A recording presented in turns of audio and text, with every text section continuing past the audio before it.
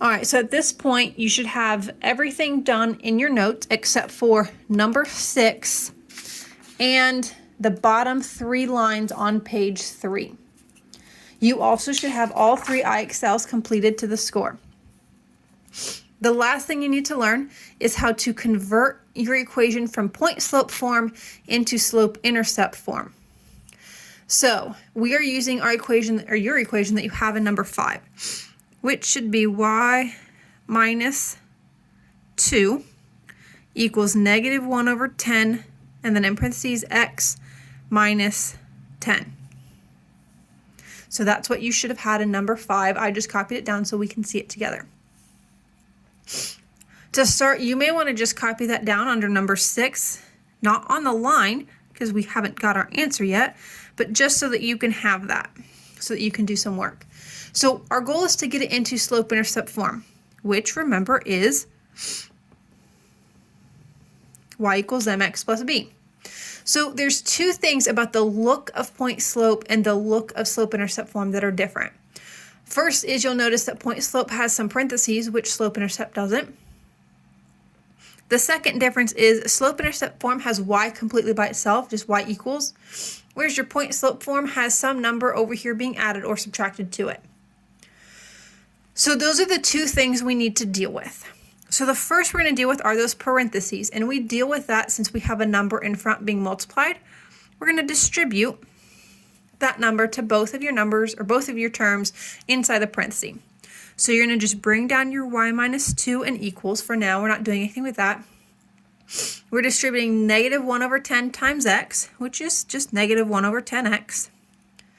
And then negative 1 over 10 times negative 10, well, 2 negatives will make a positive.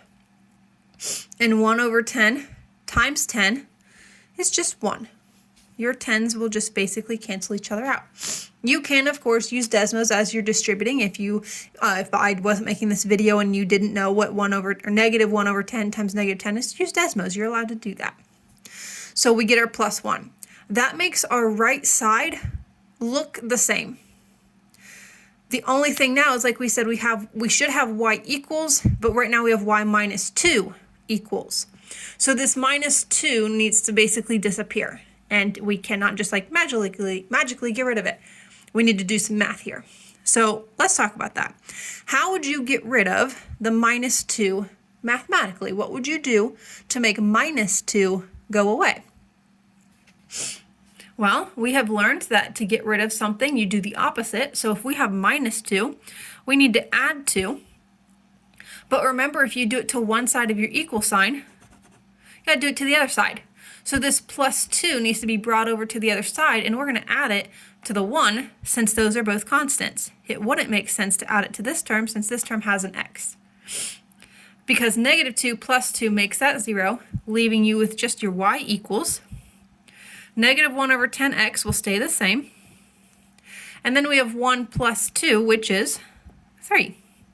And now we are in y equals mx plus b form.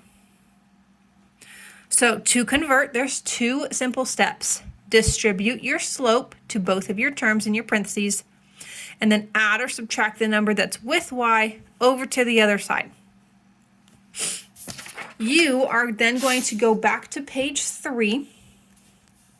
You have your 3 equations in point-slope form.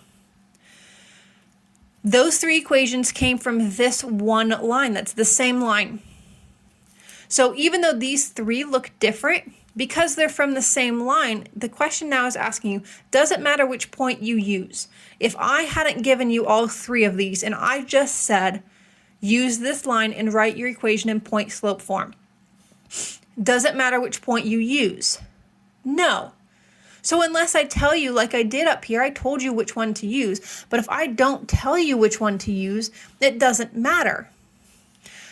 And you are going to convert each of your 3 equations, so convert this one, and convert this one into slope-intercept form like we just learned on the front page, to verify that they are all equivalent.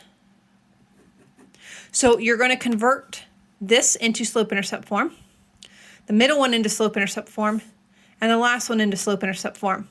They should all end up equivalent. If they don't, you messed up somewhere in your converting. If you can't figure out where you messed up, let me know and we can talk about it. I want you to make sure you do the work for all three though, and not just do the work for the first and then copy all three down. That, number one, doesn't help you practice converting, which is on your quiz. You need to know how to do that. But also, you aren't proving that they're all equivalent. You're just using the fact that I was told you that they are.